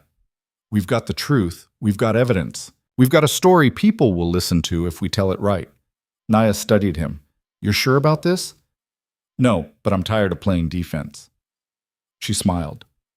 Okay then, let's make some noise. They called Marcus. He was against it at first, citing all the risks, but Dylan could hear him wavering. If we're going down anyway, Dylan said, might as well go down swinging. Marcus sighed. You're going to give me a heart attack. That a yes? That's a don't blame me when this blows up in your face. Close enough. They started with local media, called the reporter who'd come to the ranch weeks ago. He jumped at the story. Showed up the next day with a camera crew. Dylan showed them the spring, explained the treaty, walked them through his father's journals, laid it all out. The reporter ate it up. This is incredible. When can we air it? Soon as you can write it. The story ran 2 days later. Local news, evening broadcast. 5 minutes of Dylan explaining the fight, showing the spring, talking about his father's legacy. It went viral by morning. Suddenly, everyone had an opinion. Social media exploded. Environmental groups picked it up. Tribal advocacy organizations shared it. Even some national outlets called asking for interviews. Terra Vista issued a statement calling it a publicity stunt, accused Dylan of manipulating facts, threatened legal action for defamation. Dylan didn't care. The story was out. People were paying attention. More reporters came. Dylan gave interviews until his voice went hoarse. Naya spoke about her grandmother, about cultural preservation, about what the spring meant.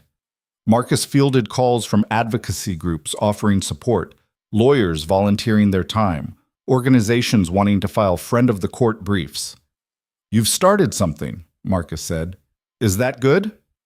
Ask me after the court rules. The attention brought consequences. Dylan's phone rang constantly. Supporters and haters both.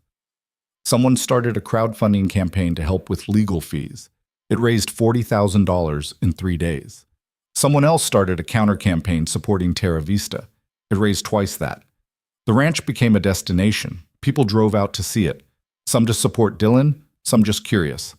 He had to put up no trespassing signs and patrol the fence line. Terra Vista responded with their own media push. Ads talking about affordable housing. Interviews with families who'd benefit from the development. Op-eds about the need for progress over nostalgia.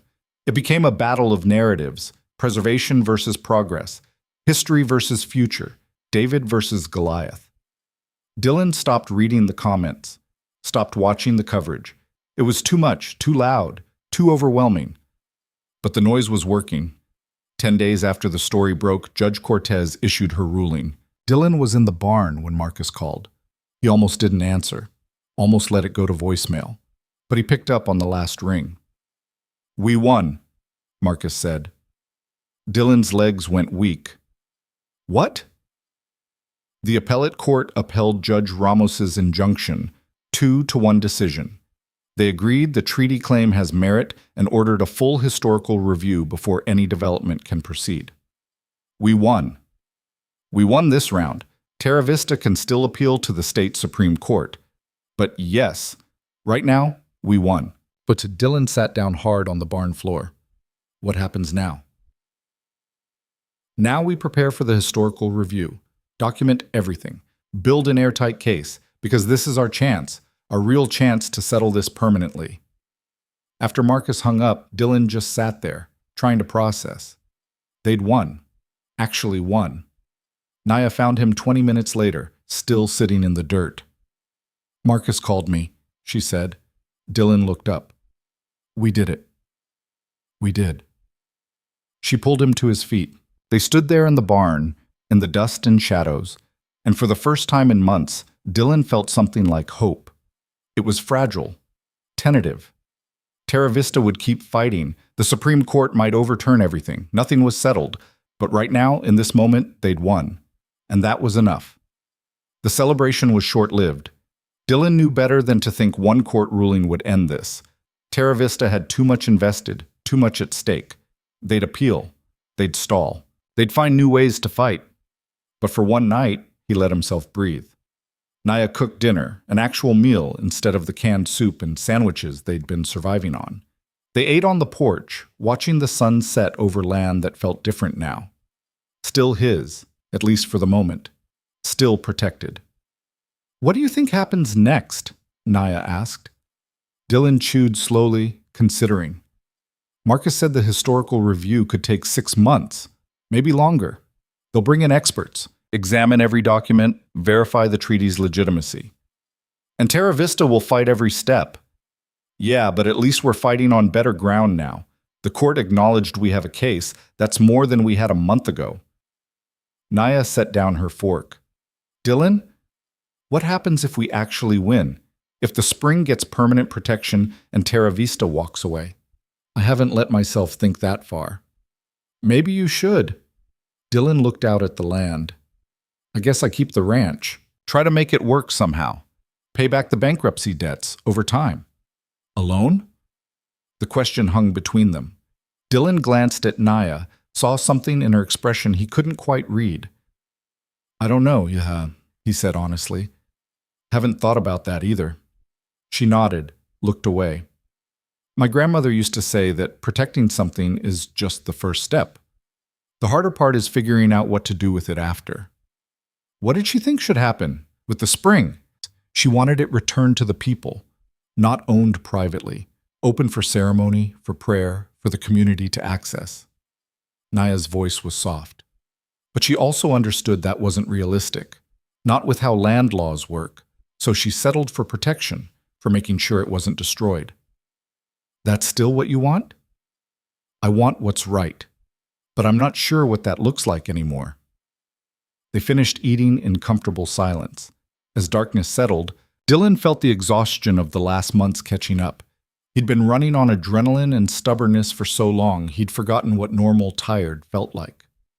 That night he slept hard, dreamless, and woke to his phone ringing at 6 a.m. Marcus. Dylan's stomach dropped before he even answered. "They filed with the state Supreme Court," Marcus said without greeting. "Emergency appeal. They're arguing the appellate ruling sets dangerous precedent and requesting an immediate stay." Dylan sat up, rubbed his face. "Can they get it?" "The Supreme Court doesn't have to take the case, but if they do, it could delay everything for another year." "A year?" "Maybe more. Supreme Court moves on its own timeline." Dylan hung up, feeling the weight settle back on his shoulders. 1 step forward, 2 steps back. Always. Over the next week, waiting to see if the Supreme Court would accept the case, Dylan tried to focus on the ranch. Real work. Tangible problems he could actually solve. He repaired fences, cleared brush, fixed a leaking water tank. Manual labor that left him too tired to think. Naya helped when she could, but she was spending more time with her community, trying to rebuild bridges that had been strained by the council's neutral vote. Dylan understood. She had her own battles to fight. Dr. Chen came back to conduct more surveys of the spring. She brought a team this time. Students from the university excited to document a real archaeological site. They were careful, respectful, treating the spring like the sacred place it was. "This is remarkable," Dr. Chen said, watching her students work. "Sites like this are incredibly rare. Most were destroyed during expansion westward. The fact that this one survived, even hidden, is almost miraculous." "My father made sure it survived," Dylan said. "He did, and now you're finishing what he started." Dylan wasn't sure about that. His father had protected the spring quietly, never asking for recognition or thanks.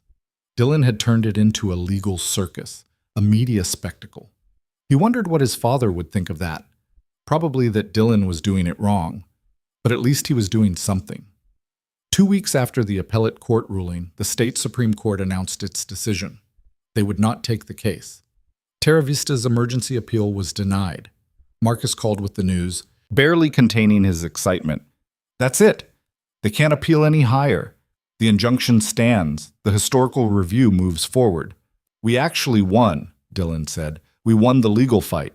Now comes the harder part." The historical review began a month later. A state-appointed commission, 3 historians and 2 legal experts, tasked with examining every aspect of the treaty claim. They set up in a conference room at the county courthouse, and requested documents from everyone involved. Dylan spent days gathering his father's journals, the surveys, the photographs, everything he had. Marcus compiled the legal evidence. Dr. Chen provided her archaeological findings. Naya worked with tribal historians to document oral histories about the spring. Terra Vista provided their own experts, historians who questioned the treaty's validity, archaeologists who disputed the spring's significance. It became a battle of credentials and interpretations. The hearings were open to the public. Dylan attended every session, sitting in the back, listening to experts argue about his land, his father's legacy, his future. It was surreal, hearing strangers debate things he'd lived through, experiences he'd had, reduced to data points and legal arguments. One afternoon, Dylan was called to testify. He'd been dreading it, but Marcus had coached him. Keep it simple. Tell the truth. Don't get defensive. The commission chairman, a professor from the state university named Dr. Raymond Wells, led the questioning. Mr. Cross, when did you first learn about the spring beneath your property? When Naya Redhawk showed me, maybe 3 months ago. And before that you had no knowledge of its existence? No, my father never mentioned it. Why do you think that is? Dylan considered. I think he was protecting it, keeping it secret even from me. Because he didn't trust you? The words stung. Because I left. Because I made it clear I didn't care about the ranch. He probably figured I'd sell it the first chance I got. Would you have? Before all this? Probably. Yeah. What changed? Dylan looked at the commission members, at Marcus, at Naya sitting in the gallery. I learned what he was protecting, why it mattered, and I realized some things are worth more than money or convenience. Dr. Wells made a note. You've received offers for the property, significant offers. Why haven't you accepted? It's because selling would mean destroying the spring. And my father spent 40 years making sure that didn't happen. I'm not going to undo that for a paycheck. Even though keeping the property is bankrupting you, even though, that seems irrational. Dylan smiled without humor. Yeah, it probably is. The questioning continued for another hour. By the end, Dylan felt wrung out, but he'd told the truth. That had to count for something. Terra Vista's turn came next. They brought in their CEO, a man named Robert Paulson, silver-haired and polished.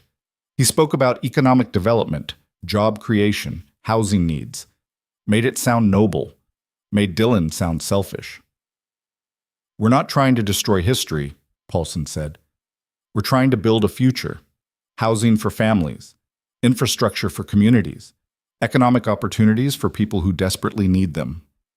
Mr. Cross wants to preserve an underground spring that no one except him and a handful of activists even knew existed 6 months ago.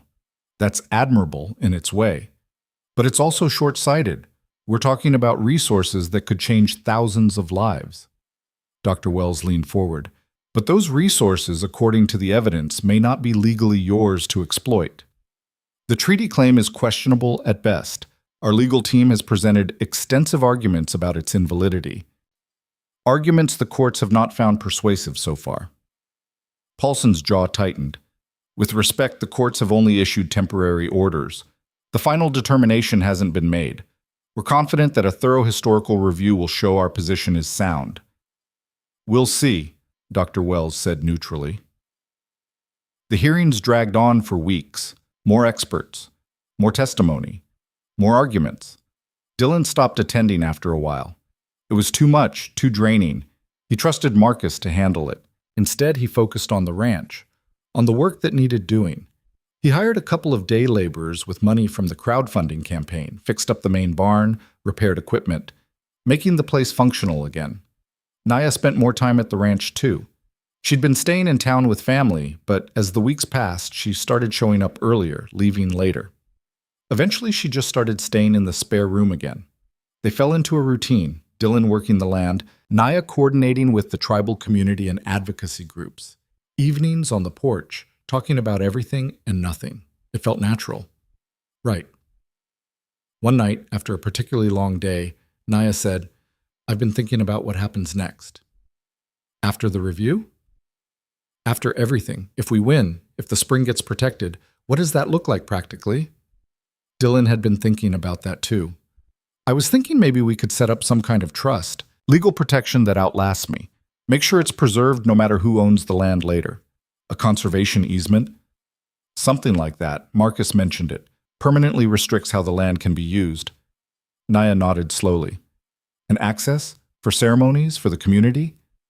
We'd figure that out. Together. Dylan looked at her. If you want to be part of that. Is that an offer? It's a question. You've got your own life, your own community. I can't ask you to tie yourself to this place just because we fought for it together. Naya was quiet for a long moment. My grandmother spent her whole life fighting for this spring. Never saw it protected. Never even saw it after it was sealed. She died hoping someone would finish what she started. You finished it. You and your cousin, the legal case, all of it. We finished it together. You, me, Marcus, Dr. Chen, everyone who helped. That's how these things work. Nobody does it alone. She paused. My grandmother also used to say that the land chooses its guardians. You don't volunteer for it. You get chosen. You think the land chose us? I think we chose each other, and sometimes that's the same thing. Dylan felt something shift in his chest, something warming and terrifying at once. So you're staying? I'm considering it. Depends on what you're offering. Partnership, equal say in how the land's managed, how the spring's protected, how we move forward. Business partnership? Dylan met her eyes. Whatever kind you want it to be. Naya smiled. Let's start with business and see where it goes. Fair enough. They shook on it. Her hand was warm, calloused from work. It felt like sealing something important. The historical review concluded in late October, 6 months after it began. The commission spent another month deliberating. Dylan tried not to obsess over it, but it was impossible not to. Everything hinged on their decision. Marcus called on a Tuesday afternoon. Dylan was repairing a section of fence, Naya handing him tools. He saw Marcus's name on the screen and his heart stopped. Tell me, Dylan said. The commission issued their findings. They determined that the 1868 treaty is legally valid and binding.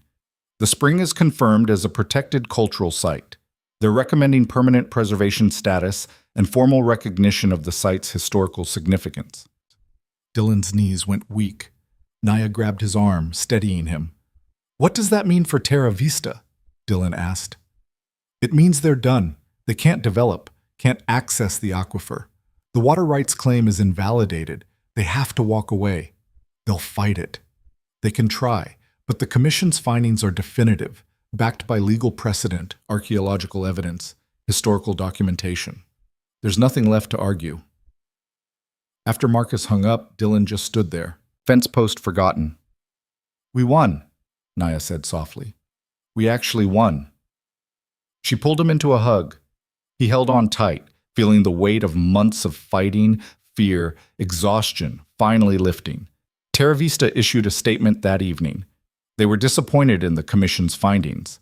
They believed the decision was politically motivated and historically inaccurate. But they would respect the ruling and cease all development plans in the area. It was as close to an admission of defeat as they'd give. The media picked up the story again. Underdog rancher defeats corporate giant. Historic spring saved from destruction. It got bigger play than Dylan expected. National outlets running pieces about heritage preservation and indigenous rights. Dylan avoided most of it.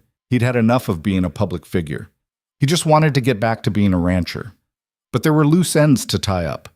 The bankruptcy was resolved through the court, debts restructured into manageable payments over 20 years. The crowdfunding money helped with immediate costs. Dylan sold off some equipment he didn't need, tightened his budget, made it work. The conservation easement took months to establish. Lawyers, paperwork, negotiations with tribal representatives about access rights. But eventually they got it done. The spring was protected in perpetuity. The land could never be developed. Access was granted for ceremonial purposes with proper coordination.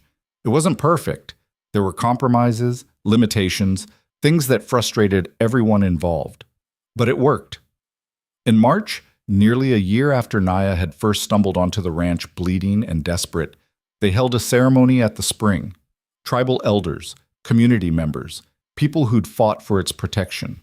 Dr. Chen and her students, Marcus and his legal team, even some locals who'd supported them. Dylan stood back, watching Naya lead prayers in a language he didn't understand, watching people connect with something sacred that had almost been lost. His father should have been here, should have seen this, should have known his 40 years of silence and sacrifice had meant something. But maybe he did know, wherever he was. After the ceremony, people lingered, talking, sharing food, telling stories. Dylan found himself talking to an elder named Thomas Whitehorse, a man in his 70s with a weathered face and kind eyes. "Your father was a good man," Thomas said. "Quiet, but good." "You knew him?" "Met him a few times years ago. He came to ceremonies sometimes, just watched, never participated, but he respected what we were doing. Not many white folks did back then. He never told me. Some men keep their goodness private. Doesn't make it less real." Dylan nodded, throat tight. "What you did, fighting for this place, that took courage," Thomas continued. "Easy to walk away. Easier to take the money. You chose the hard path. Your father would be proud." "I hope so. I know so. He spent his life protecting this spring because he believed it mattered. You proved he was right. That's a good legacy to claim." After everyone left, Dylan and Naya sat by the spring. The stone seal had been modified, made accessible for ceremonies while still protecting the water. It felt right, seeing it open, used for its intended purpose, instead of hidden in darkness. "You thinking about your father?" Naya asked. "Yeah, wishing he could have seen this." "Maybe he can." Dylan smiled. "You believe that?" "I believe the people we love don't really leave. They're in the land, in the water, in the choices we make. Your father's here. Every time you choose to protect this place over profit, every time you honor what he started, he's here." "That's nice to think." It's what I think about my grandmother. She never saw the spring protected, but she'd be here today if she could, so I carry her with me. Her stories, her fight, her hope." Dylan reached over, took Naya's hand. She squeezed back. "Thank you," he said. "For what?" "For showing up. For not giving up. For fighting when it would have been easier to walk away." "Same to you." They sat in silence, listening to water flow beneath stone. The sound was constant, eternal. It had been flowing for hundreds of years before Dylan was born. Would keep flowing long after he was gone. That was the point, he realized. It wasn't about ownership or control. It was about stewardship. About recognizing that some things were bigger than individual lives, bigger than one generation's needs or desires. His father had understood that, had spent 40 years living it quietly. Dylan had learned it the hard way, through courts and lawyers and sleepless nights, but he'd learned it. Over the following months, life settled into something approaching normal. Dylan worked the ranch, small scale but sustainable. He raised a few head of cattle, sold some hay, did odd jobs for neighbors. Wasn't making a fortune, but he was making it work. Naya split her time between the ranch and her community work. She helped establish educational programs about the spring, about treaty rights and indigenous history. Brought school groups out to learn. Built bridges between communities that had been divided. They were partners in the truest sense. Sometimes that meant business decisions about land management. Sometimes it meant sitting on the porch arguing about how to fix a broken tractor. Sometimes it meant something deeper, quieter, harder to name. Dylan didn't try to name it, just let it be what it was. One evening in late summer, they were sitting on the porch watching sunset when a truck pulled up. Dylan tensed, old instincts kicking in. But it was just a visitor, a young woman in her 20s with a backpack and nervous energy. "Mr. Cross?" she called. "Yeah?" "I'm Sarah Mendez. I'm doing research for my graduate thesis about contemporary land rights conflicts. I was hoping I could interview you about the spring case." Dylan glanced at Naya. She shrugged. "All right, Ut," Dylan said. "Want some coffee?" Sarah stayed for 2 hours, asking questions, taking notes. She was smart, passionate about indigenous rights and environmental justice. Reminded Dylan a bit of Naya, actually. That same fire. "What you did here matters, Rick," Sarah said as she was leaving. "Not just for this spring, but as precedent. Other communities are using your case as a template for their own fights. You've given people hope that they can win against corporations and developers. After she drove away, Dylan sat back down, feeling odd. That was weird, he said. Being someone's inspiration. Naya smiled. Get used to it. You're kind of famous now. I'm a rancher who got lucky. You're a man who fought when he could have quit. People need that story, especially now when it feels like money and power always win. We didn't really win, though. We just didn't lose. Sometimes that's the same thing. Dylan thought about that, about how winning didn't always mean total victory. Sometimes it just meant holding the line, protecting what mattered, making sure the next generation had a chance to keep fighting. That fall, Dylan hired a couple of ranch hands, young guys from town looking for work. He taught them the basics, how to maintain the land without destroying it, how to work with the seasons instead of against them. Passed on what his father had taught him, lessons he was only now beginning to understand. One of the hands, a kid named Jamie, asked him once why he didn't just sell and retire. Buy a place somewhere easier, warmer, less complicated. Dylan thought about how to answer. Finally, he said, because easy isn't always better, and some things are worth the complication. Like what? Like knowing you're part of something bigger than yourself, like honoring the people who came before, like making sure there's still something worth protecting for the people who come after. Jamie didn't look convinced, but he was 19. He'd figure it out eventually. Or maybe he wouldn't. Not everyone did, but enough people did to make it matter. Winter came hard that year. Snow buried the ranch, turned everything white and quiet. Dylan spent long evenings by the fire, reading his father's journals again, understanding them now in ways he hadn't before. His father had been lonely. That came through in the writing. Isolated by his choice to protect the spring, unable to share the burden with anyone except Sarah Redhawk. He'd sacrificed relationships, income, an easier life. For what? For water and stone and history. For a promise made to a woman he respected. For the belief that some things were sacred and worth protecting even if no one ever thanked you for it. Dylan understood that now, the weight of it, the cost, but also the meaning. There was something powerful in choosing to protect instead of exploit, in saying no to money and yes to principle, in recognizing that not everything was for sale. His father had lived that truth quietly. Dylan had learned it loudly, through courts and cameras and public battles. Different paths, same destination. Spring arrived, and with it, new life. Dylan planted a garden, something he'd never done before. Vegetables, herbs, practical things. Naya showed him how, her grandmother's knowledge passed down through generations. They worked the soil together, hands dirty, backs aching. Simple work, honest work. You know what I think about sometimes? Naya said, patting down soil around a tomato plant. What? About all the people who fought for this land before us. All the voices that were silenced, ignored, erased. How many Sarah Redhawks were there? How many men like your father, protecting things in secret because going public meant losing everything? A lot, probably. Yeah, a lot, and most of them lost.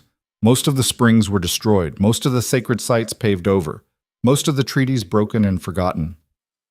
So what makes us different? We're not different. We just got lucky. Right timing, right judge, right evidence. But mostly, we had each other. A community of people who cared enough to fight together. She sat back on her heels. That's the lesson, I think. You can't do this alone. Not really. My grandmother tried. Your father tried. They both wore themselves out fighting solo battles. We won because we built something bigger. Dylan looked around the ranch, at the garden they were planting, at the barn they'd repaired together, at the land that was protected now because dozens of people had contributed time, money, expertise, hope. Naya was right. It wasn't about individual heroes. It was about community, about people caring enough to show up, to work, to fight, even when the odds sucked. That was the real legacy his father had left. Not just the spring, but the example of giving a damn when it would have been easier not to. And Dylan had taken that example and turned it into something bigger, something public and messy and imperfect, but real. That summer, they hosted the first annual spring ceremony, made it official, regular, something people could count on. Elders and families came from surrounding reservations, Environmental groups sent representatives. Even some of the local ranchers showed up, curious and cautiously supportive. Dylan watched it all from the barn, staying out of the way. This wasn't his ceremony, wasn't his culture. He was just the guy who happened to own the land where it happened.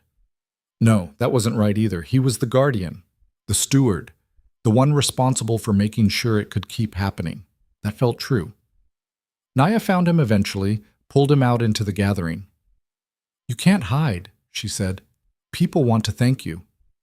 It's not about me. It's about all of us, which includes you." So Dylan accepted handshakes, listened to thanks, tried not to feel awkward about it. These people had fought too, had contributed, supported, believed. They'd all won together. As the sun set and the ceremony wound down, Dylan found himself talking with Marcus, who'd driven out for the event. "Hell of a journey," Marcus said. "That's one word for it. You ever regret it? Fighting instead of selling?" Dylan thought about that. About the stress, the fear, the bankruptcy, the sleepless nights, about everything it had cost. "No," he said finally. "I don't regret it. Your father would be proud." "I hope so. I think he'd also tell me I did it the hard way." Marcus laughed. "Probably, but it worked." It worked. They stood in comfortable silence, watching people gather around a fire, sharing food and stories. Building community. "What's next for you?" Marcus asked. "Keep the ranch running, keep the spring protected, try to make it sustainable long term." "Sounds boring compared to legal battles." "Boring sounds pretty good right now." Marcus clapped his shoulder. "Well, if you ever need help, you know where to find me." After he left, Dylan stayed by the fire, listening to conversations in languages he didn't speak, watching traditions he wasn't part of, feeling strangely at peace. This was right. This was what his father had wanted. Not isolation and secrecy, but community. People connecting with the land, with history, with each other. The spring had brought them together, given them something to fight for, to protect, to celebrate. And now it would endure. Not hidden, but honored. Not owned, but shared. That was legacy. Not land or money or individual achievement, but the connections you built, the values you upheld, the world you left a little better than you found it. Dylan's father had understood that, had lived it quietly for 40 years. And now Dylan understood it too. As the fire burned low and people started to leave, Naya sat down beside him. "Good day," she said. "Yeah, really good. You thinking about next year? Already?" She smiled. "Planning ahead, making sure this becomes tradition, not just a one-time thing." "We'll make it work, whatever it takes." Naya leaned against his shoulder. Dylan put his arm around her, watched embers drift into the night sky. The ranch was still struggling financially. There were still debts to pay, fences to fix, hard winters ahead. Nothing was perfect or easy, but it was worth it, because some things mattered more than comfort or profit. Some things were worth fighting for even when you weren't sure you'd win. Some legacies were worth claiming even when you didn't ask for them. Dylan had inherited a dying ranch and a father's secrets. He'd gained a purpose, a partner, and an understanding of what it meant to truly belong somewhere. Not because you owned it, but because you chose to protect it. The stars came out, brilliant and cold. Dylan sat with Naya by the dying fire, on land that was finally truly safe. Not his land, not their land. Land that belonged to itself, to history, to the water flowing beneath stone. They were just its guardians. And that was enough, more than enough. It was everything.